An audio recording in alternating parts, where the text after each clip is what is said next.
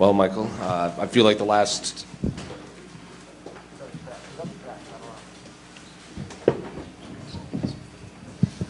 Can't trust that. I don't know what's in there. That's true. Well, I feel like the last 2 years we've been asking you for an update on when you're going to return, when you're going to fight Conor, this and that. But we find out, less than 24 hours ago, you're not fighting Conor, you're fighting Charles Oliveira instead in Madison Square Garden. So I guess how soon did this come about? And we saw your video of explaining why you're fighting Charles. But I guess, what's it like to now not be thinking of Conor McGregor for right now? Oh, I'm still going to be thinking about Conor McGregor. Conor McGregor, as I asserted at the very beginning, Conor McGregor is still not off the hook. Conor McGregor's road back to the UFC still goes through Nashville, Tennessee, and Michael Chandler. We must finish TUF 31. It has to happen. We're at the same weight class.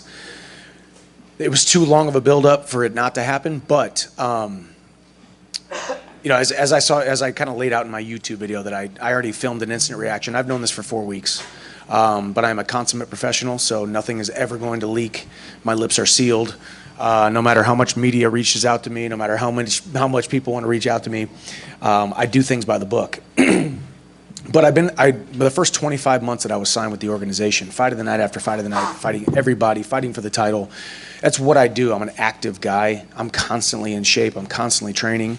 So it was time for me. It was time for me to make a pivot. Only because of the timeline, and you guys can ask Dana how long the timeline was going to be until Conor actually comes back, but it was too long for me. I'm not waiting around. We had a fight booked January 29th. He pulls out of the fight. Immediately we start looking at other options. I almost was going to fight tonight here. It was offered to Max. I respect Max because Max is a champion. Max is going to go beat Ilia Topuria, I believe. Other options were on the table, but here we are. Now I'm fighting Charles. #1 contender fight.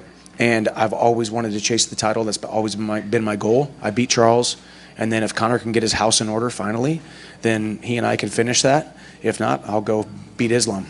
There's a lot to unpack there, so I guess I'll start. Did you approach the UFC, or did they approach you about possibly not fighting Conor?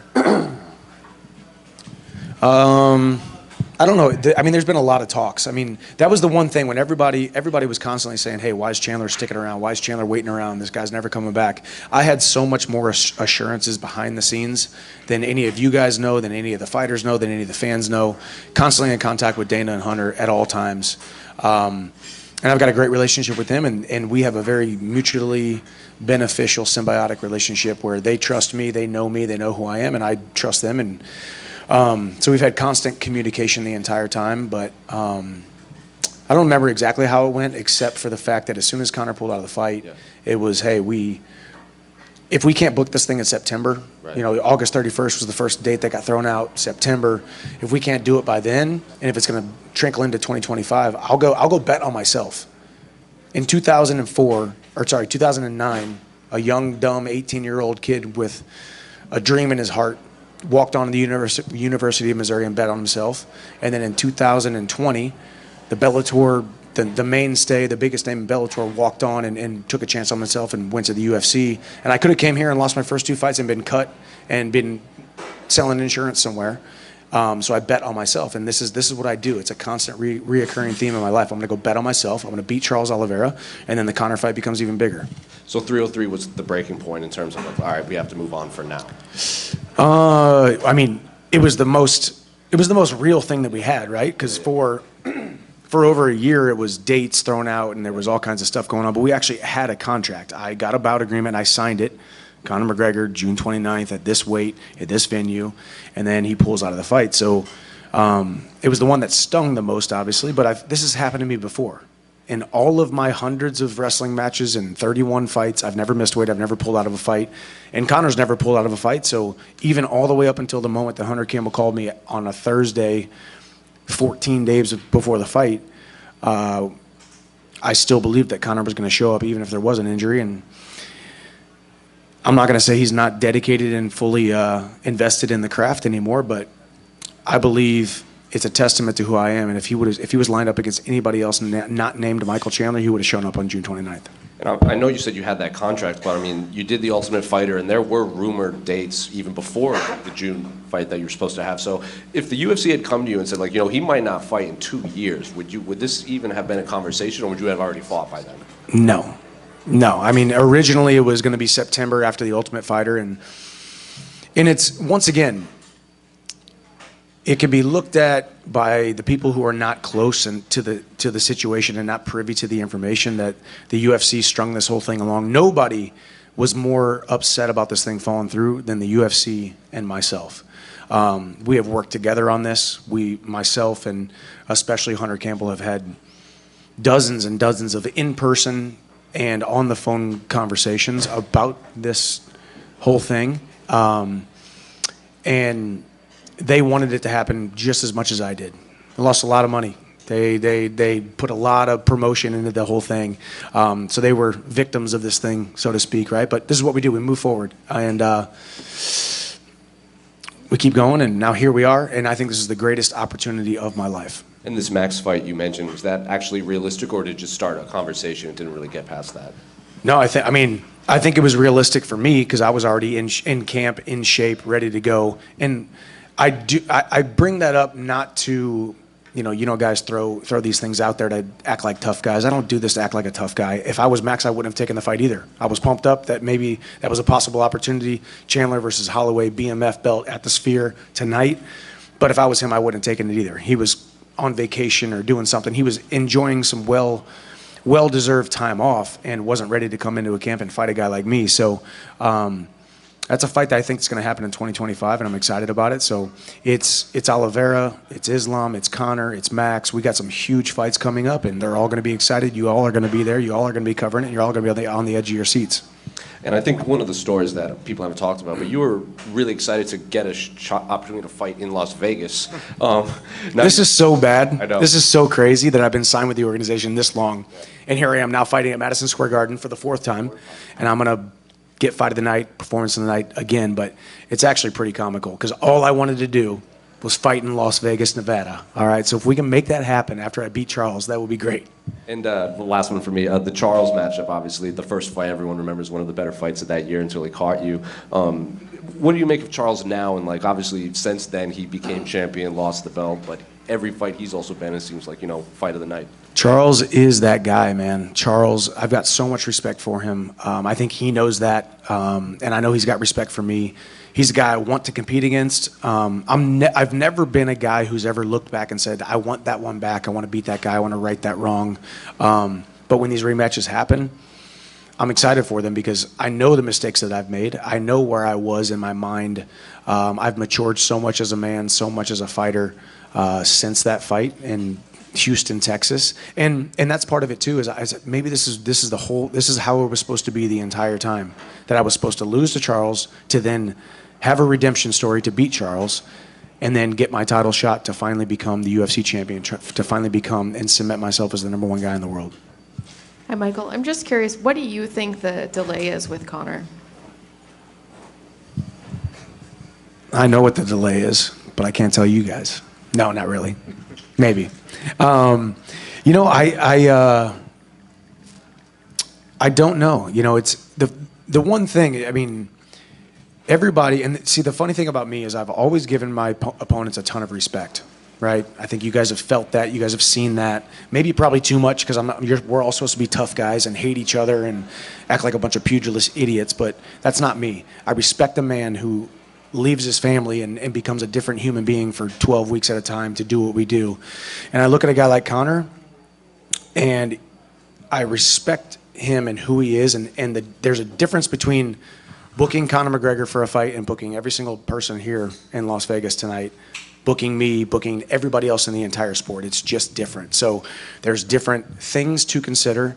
There's different dates that need to be thrown out. There's very few limited dates that you can put Conor McGregor on. There's different venues that you can't put Conor McGregor on. There's different locations that you can't put Conor McGregor on. So it's bigger, and there's a lot more layers. So I can't speak to why it's not happening, but either way, I love the fight against Conor. I will fight Conor in 2025, but right now we're going to pivot and we're going to beat Charles. Has he sent you any DMs? I know he's famous for his social media activity. He is not. He's not. Conor and I haven't spoken since The Ultimate Fighter. Well, a little bit here on tweets, which is obviously public. You guys can see that stuff. No, I mean, I think he's doing his thing. I'm doing my thing. I've always just done my thing. I got a job to do. My job is to train every single day, serve my family, and work on my businesses and try to be the best human I can be, and that's what I'm trying to do. And last one for me. What did you learn about yourself in those years waiting for him? I needed it. I think I needed it. I needed the time away from the sport for a second. I needed to have it taken away from me for a second to really have the gratitude for the sport. You guys see the passion in which I fight with. You guys see the passion in which these men and women fight with every single weekend. But we are still human beings, and we do falter, and we do fall, and we do get tired of this thing. It's tough. It's painful. It's sacrifice. It's not fun a lot of the times. And when I came into the UFC and in 25 months had 6 training camps, which is a full year away from my family. Like a full year away from my family, 365 days that my sons didn't get read to at night. My sons didn't have their dad there to feed them at night and pray with them and be there present.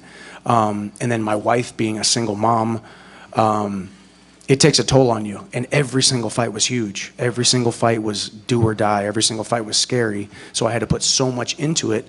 So I got burnt out a little bit. I needed a little bit of time off, and that's the way I looked at it. It was perfect for me. This last training camp didn't result in a fight actually happening, but it was the best training camp of my life. I loved the sport. I served my teammates better. I was a better leader. I was a better man. I was a better fighter. I was more present and more happy, and that's where I still am, and I'm excited to start camp on Monday and fight Charles in 63 days. Michael, Thank you. straight ahead. Without giving away too much, what are some things from the top of your head that you would approach differently for the rematch with Charles Oliveira, where it's preparation or inside the cage itself? You guys saw Chandler 1.0, and I believe Chandler 2.0 is a completely different beast. I think I needed to come in. I needed to prove myself right away, and I think I asked for the toughest fights right away. I sat in an office here a couple of miles away with Hunter Campbell, and I said, "Hey, Hunter, I want to be a good thing for your organization, and I want to fight the toughest guys right away. I want to fight the toughest competition in the entire world. Throw me into the shark-infested waters, and either I sink or swim. Either I am who I say or I am not." And I had to go out there and I had to try to prove myself. And this little bit of hiatus away from the sport really made me realize that I was created to become UFC champion. And I'm thinking differently now. I'm approaching the sport differently. I'm approaching training differently. So this Chandler 2.0 is going to be a different beast. And I go out there and I beat Charles Oliveira, not the way that you guys have seen me fight recently. So I needed a moment to step away from the sport. Michael, is part of you pissed off at Conor? No, man. I mean, I'm not going to let another man control my emotions and let another man control my life. Over the last year and a half, it's been an ebb and flow and an up and down of craziness. You guys see the way he lives his life. You guys see the tweets. You guys see the media machine, the constant attention that Conor McGregor is. And me being the guy on the other side, who I'm just a quieter guy by nature when it comes to not trying to put myself in the headlines nonstop and not trying to be a part of the conversation all the time. I'm not mad at him at all. I wish Conor the best. He has earned every right to be in the position that he is. He has earned every right to do what he wants to do, operate the way that he wants to operate. But like I said, his road back to the UFC goes through Nashville, Tennessee, and Michael Chandler. That's it. Have you lost any respect for him? No. I mean, I think he's exactly who we think he is, right? But I don't think he is who we think he is from his public persona. I think he's different than his caricature that he leads on to be. I think he's romantic about the sport. I think he is very grateful for the sport of mixed martial arts.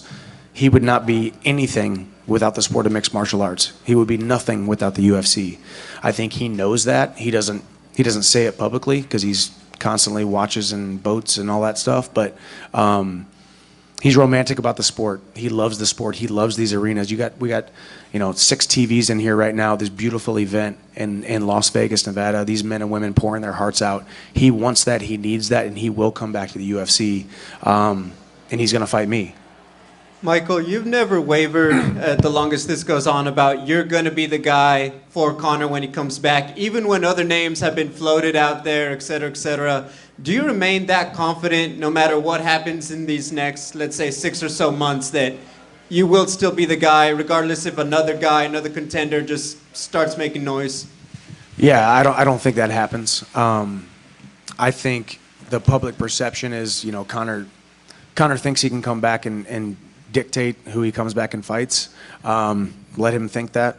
Maybe it's true, maybe it's not. But more than anything, 4 weeks ago, I whiteboarded an entire path out with my wife Bree, who is the most wise person I've ever been around in my entire life. And we made this decision. We sat down and we said, we're pivoting, we're fighting Charles Oliveira, and this is why. There's 5 different reasons why. And see, we got 6 TVs in here, and people are getting knocked out over here at Noche. I don't really concern myself with it because I got a job to do November 16th at the world's most iconic arena on a night where John Jones is making his return, Stipe's making his return. Both guys have talked about retiring, so this is a huge fight. Michael? Yes. I'm not sure if you like read comments or read DMs or whatever, but has it been frustrating dealing with fans saying, "Oh, Michael Chandler threw his career away. Michael Chandler's like he's delusional, waiting for Conor." Like, I'm sure you get it every single day on social media. Every single day, every single post, every single moment. Yes. Do you just kind of laugh it off? Does it annoy you? Does it not bother you? I'm a human being. I'm a human being who loves other human beings. Like I could sit here with all of you guys and we can talk about our struggles, we can talk about our lives, we can talk about our families. I'm just a relationship type of person. I think God created us for relationship and community. I'm a lot deeper than most people. So yeah, when I see comments and I just wonder what is going on with someone's mind or heart or spirit whenever they say the things that they're saying. Part of it is just social media. I'm also convinced that half of it is bot farms and fake hate and fake division and fake venom. But I've always been steadfast that I am a one-man show on this earth, and I have a job to do, and I have a family to serve, and I've got blinders on, and I just do what I do, and I'm running my own race, and I'm not really worried about the critics, because ultimately the critics are weighing in on my life. And this is the position that I asked for, and this is the position that I put myself in. So I'm going to get criticism, but I stand steadfast and confidently on my own 2 feet that I've made the right decision. And here I am once again betting on myself. So we'll see what the haters and the critics say now when a guy like me, which all these other fighters act like they would have pivoted and fought somebody else or whatever, but they all would have waited for this Conor fight. You got a contract with Conor McGregor, the biggest star in the sport. You're not pivoting. I'm pivoting, and I'm going to go bet on myself and beat Charles Oliveira. Thank you. Thank you. Thank you, guys.